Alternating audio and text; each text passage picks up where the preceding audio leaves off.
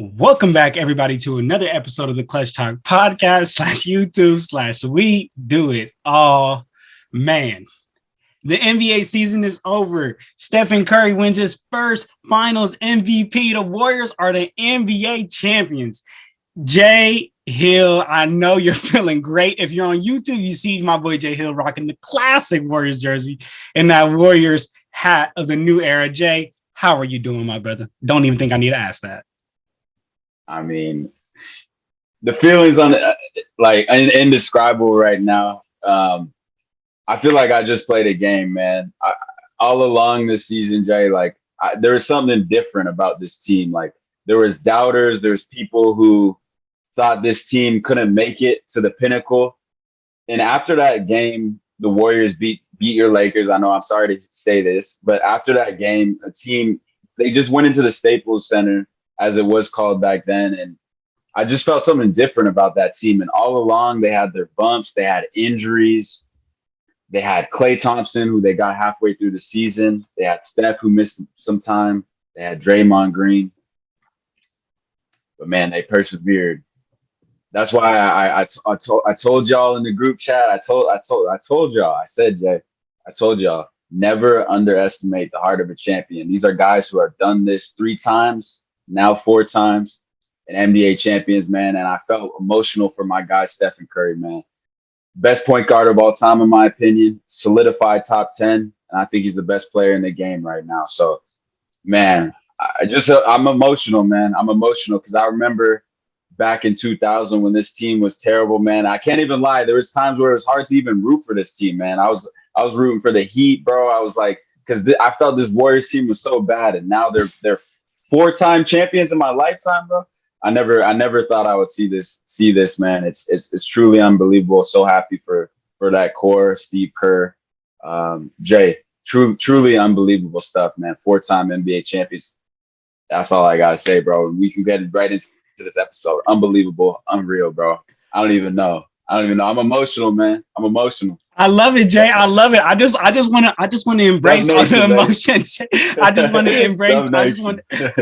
embrace all of your emotions, my guy. I am definitely happy for you, G. I could tell that you're happy, and even though you're over there in the 6, you still about to go out. Right before we recorded, you said, "I don't know, Jay. I might just go out. I'm just feeling it." So I'm happy for you, my brother. And yes, sir. Thursday night too, bro. It's a Thursday night. Gonna call my boss tomorrow, like, "Hey, I'm not showing up. The Warriors won." Dude. Oh man, Jay. Well, like you said, Jay. There's really no. I honestly, I think there's really no point in really talking about games 5. But I mean, like the Warriors won. The shit's over, right? This is over. But I mean, I guess well, let's talk about Game 6 first, Jay. With you and from the Warriors side of things, from just the entire game, what did you see from that game? What are some things that stood out to you, Jay, about Game 6? We'll start with there. Well, yeah. I mean, first of all, we all knew Boston home court. They're going to come out, and I expected Boston to give their best punch we've seen all series. And that's what they did. They got out to a 12, I think it's 14-2 lead at their defensive lead, locked in, not giving any breathing room, knocking down shots, creating open looks, getting downhill, which I thought was a key all series. When they got in the lane, they created they made the Warriors defense collapse and got open looks for guys. That was when they were best. But the times when they got in the isolation game, that was when they're at their worst. But we saw the complete opposite. They were at their best. We saw Jaylen Brown. We saw Jason Tatum getting to the lane, being their best when they're playmaking, getting other guys open, and knocking down some great shots. So the start of the game, I was like, okay, this is what we expected. So now it's how are the champions, how are the Golden State Warriors going to respond? And they responded exactly how I thought they would on the road in that first quarter, man. It was like after I saw them take those punches, I saw Klay Thompson knock down some huge threes to keep them stay afloat in that first quarter. I just thought they were onto something. And then you could see the Warriors settle down. They said you saw the core 3 of Steph, Draymond, and Klay locked down and say, we've been here. Boston, no one on this squad has ever been there before. We've been here. We know what it takes. We're going to buckle down. And then we saw that Andrew Wiggins tag along. We know what he's been doing, just a beast all playoffs. Same story today. He locked in that first quarter. And then they were able just to keep that same trend. And then we saw Gary Payton hop on the train. We saw Jordan Poole come in, make some huge plays. And then it really looked like in that second, the towards the end of the first quarter, Jay, and then leading up into the second quarter, it just looked like Boston was so defeated, man. Just their energy was so low. We saw the home crowd booing. And at that point, I just realized, I just knew it was over, man. The champions just had them on the rope, and they weren't letting go. They were going to keep throwing punches. They were going to keep pulling punches, keep them on the ropes. They're in the corner waiting for that round to end. But the champions knew what it takes, man. They know what it takes. They've been there. That's why I said, Jay, before this series started, when we were all met, I said, experience. Boston may have the better wing talent. And I still believe that. I said it the last episode. I still believe they have more talent just across the board.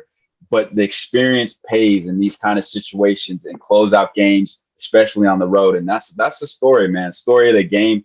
We could go into detail, Jay, but just a synopsis and a summary of that game. The experience just took over this game 6, and Boston just looked flustered, flabbergasted, and had no answer for the Golden State Warriors, man. Man, Jay. I mean, look, Jay. I'm a big believer in if I'm gonna say something in public, when I'm wrong, I need to confront it in public, Jay. So I realized this mid game because I had that same feeling you did. When every single time that the Celtics brought it close, and maybe within like an 8 to 10 point game, the Warriors kept pulling off. And the only thing you can allude that to is the experience, man. I think that the Celtics, they were not ready for those bright lights yet. And I mean, the reason why I'm saying is, Jay, is because I was the one saying that they were going to be ready, but they didn't. The stage was there, didn't show up. I mean, we seen the Celtics in that first half just simply not playing very smart. I mean, Mark Jackson was calling it on the call. He kept talking about the Celtics' lack of taking advantage of the mismatches. Like, I can't tell you how many times I've seen Curry guarding Al Horford, and it's Jaylen Brown taking a pull up with Draymond Green guarding him. I can't tell you how many times I've seen Curry guarding Jason Tatum, and we got Jason Tatum kicking out to Peyton Pritchard. That's the experience. In those moments, like, you can't change up. You know what I'm saying? You got to keep doing what you've been doing. And the Celtics just simply could not do that, man. I mean, the turnovers, literally they made history with 12 turnovers at halftime, most in their playoff history. End of the game with 22 turnovers. And what's really, I guess, to me is like, man, like, you didn't learn your lesson. The previous game, they also had 20 plus turnovers, and you're coming into a game 6. I'm talking about like win or go home, and you have the same amount of turnovers, man.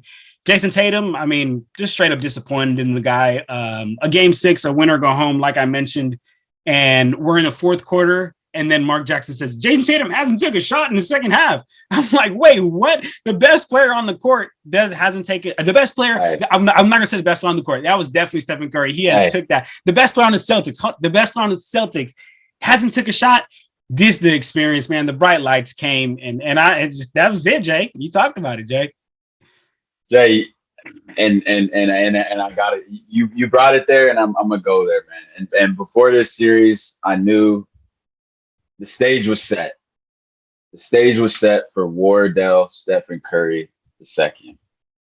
Was he going to answer the call? Was he going to step up for this Warriors team? A team who a lot of people said the Celtics had the perimeter defenders. They had the defensive player of the year, Marcus Smart. And did he step up? He took it to the Boston Celtics. He said, I am the best player in the series, the best player in the world, because right now he's the only player playing, and he just won the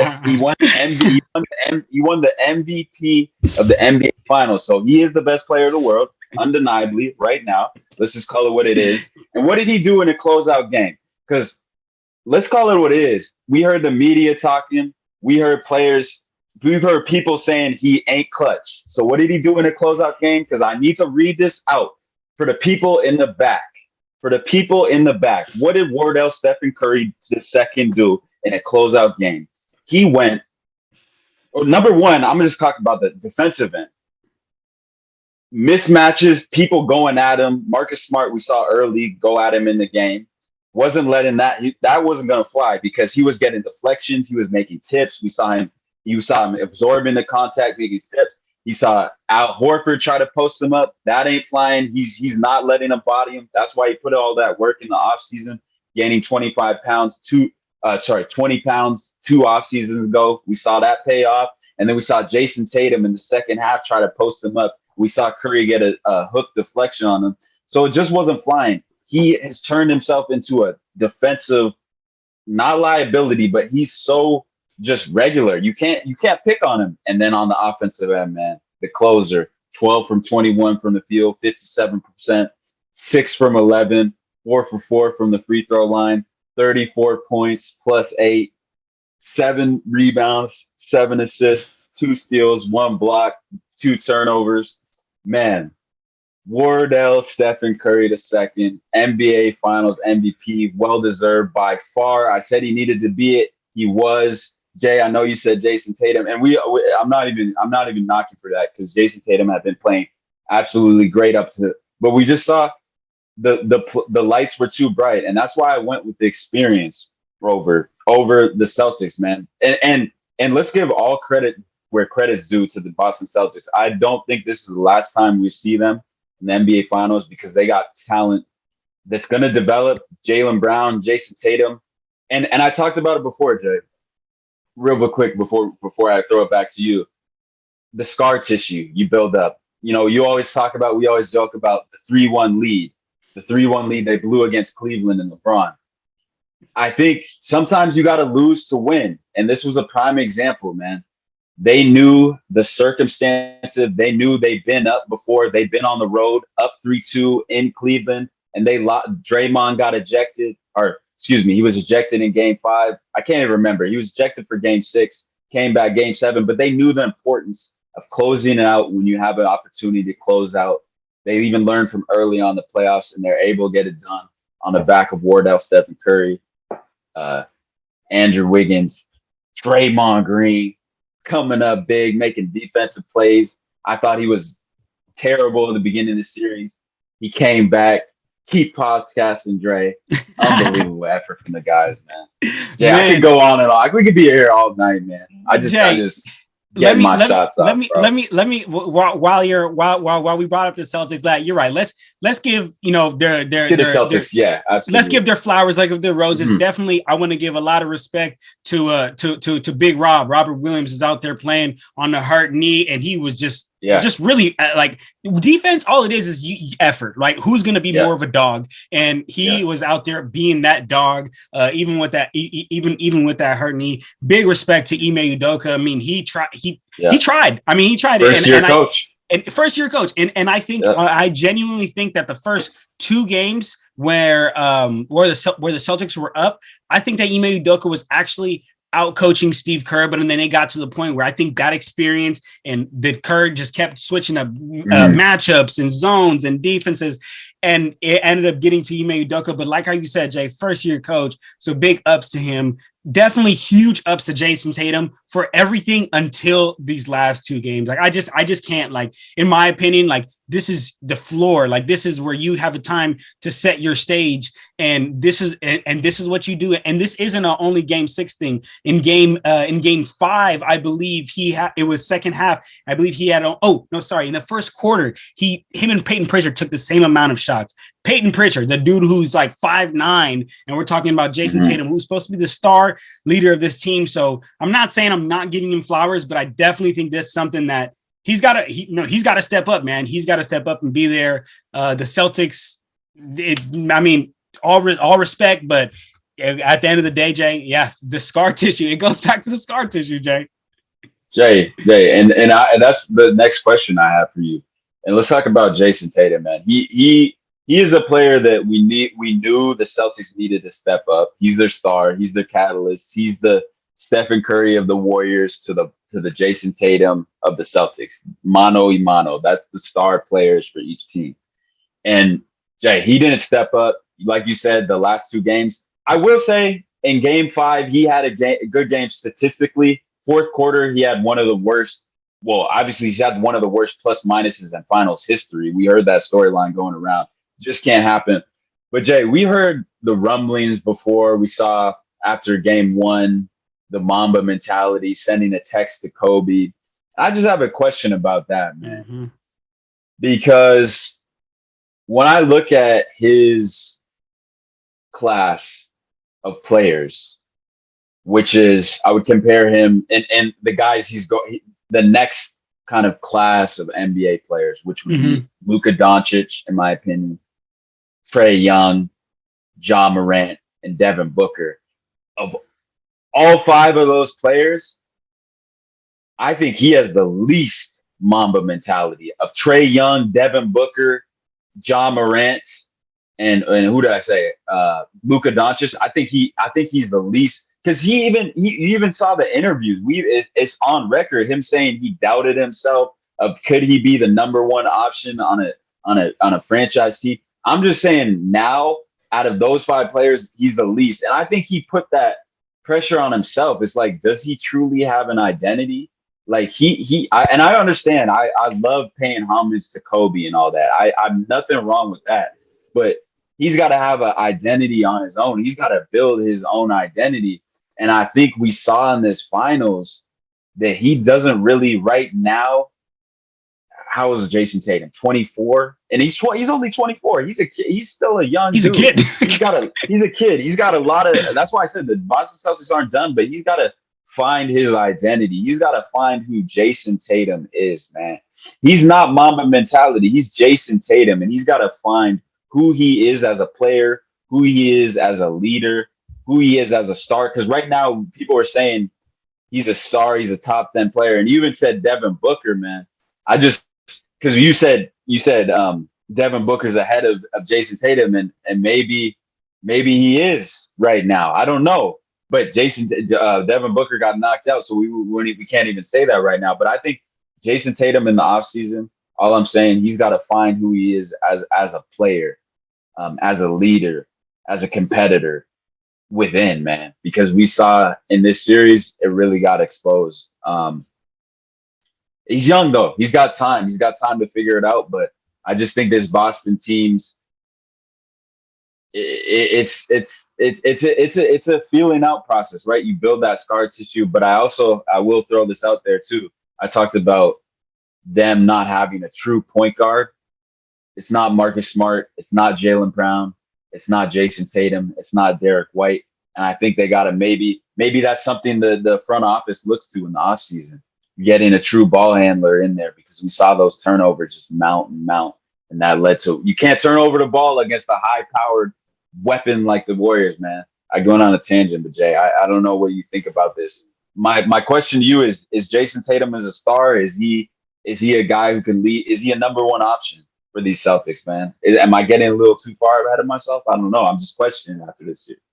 No, hey Jay, I totally hear you, and I think all questions are warranted because the performance. And yes, he had a good statistical performance in Game 5, but as we know, Jay, as hoop heads, numbers are never black and white. If you watch the game, to look a bit different. So I think it's right and it's warranted to question. I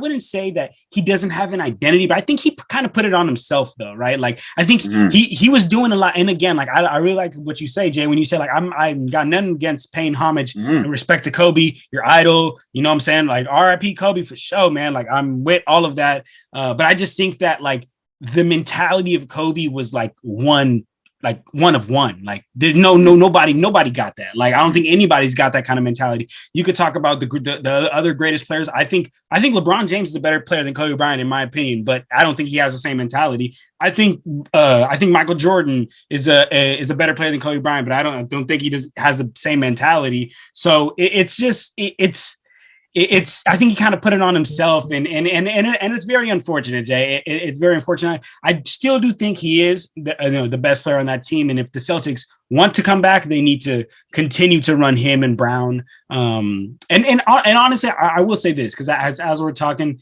I do think of this, man. I'm very happy for Jaylen Brown and Jason Tatum for just getting to the finals, because I mean, as podcasters, Jay, we knew the topics flying around the world. We knew everything was going on.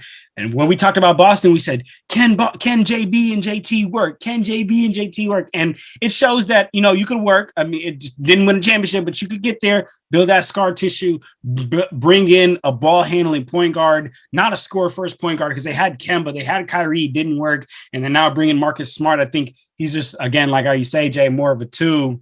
So, man, I mean, Tatum's got a lot of work to do this summer, and I really do hope that this is like, I think back to Kobe when I believe it was 2008 when the Lakers lost, and Kobe, he often went on All the Smoke and all these podcasts and talked about, he said, like, man, like that was the worst loss I've ever took. Like, he's like, that broke me, but I went hard. Next summer came back and he ended up getting that win, man. So if he is going to embrace the mom mentality, man, I hope he takes this and runs with it and does build that scar tissue, because like you said, Jay, he's a kid. He's 24.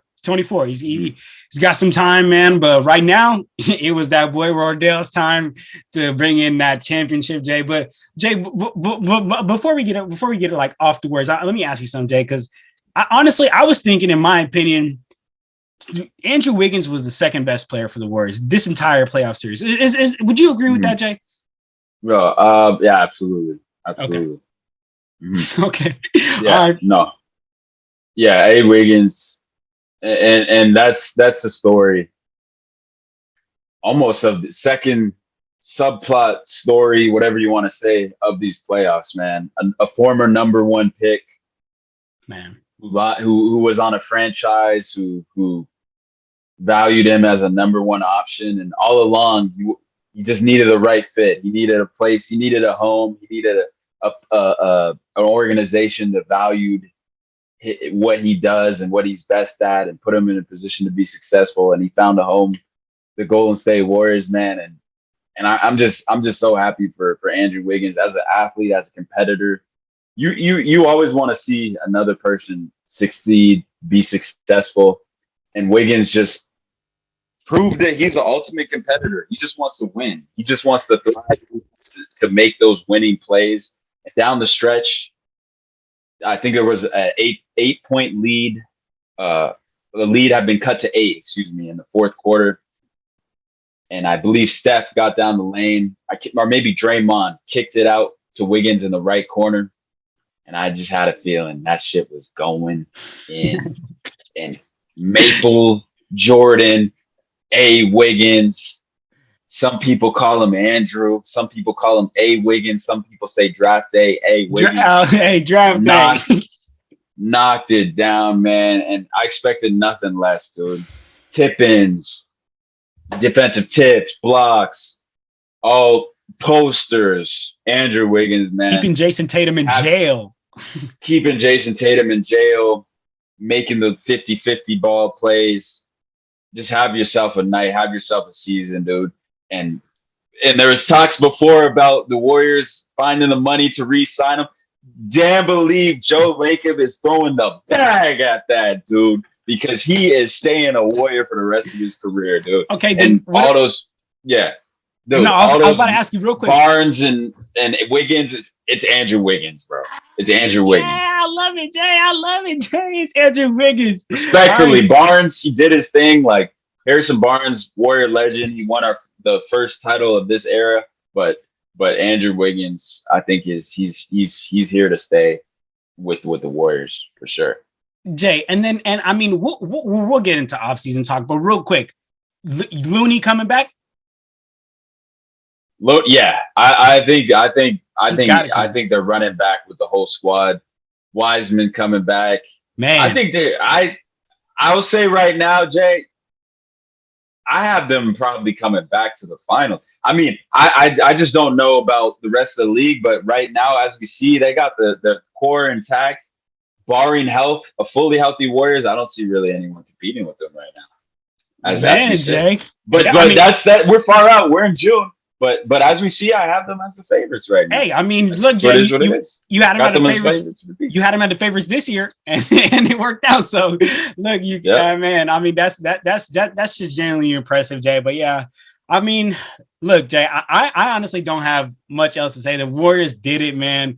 2022 NBA champions came through and really held the Celtics out, man. And at the end of the day, Jay, I think if we can wrap it up into one word, it would have to be that experience, Jay. It would have to just be that experience. And at the end of the day, Jay, the best players on the court step up, and that's what Steph Curry did, Jay. But my brother, man, do you have any last words? And because this is the last part of the season. I mean, you know we coming through with that Hero, and we're gonna still come, but that's to be discussed at another time.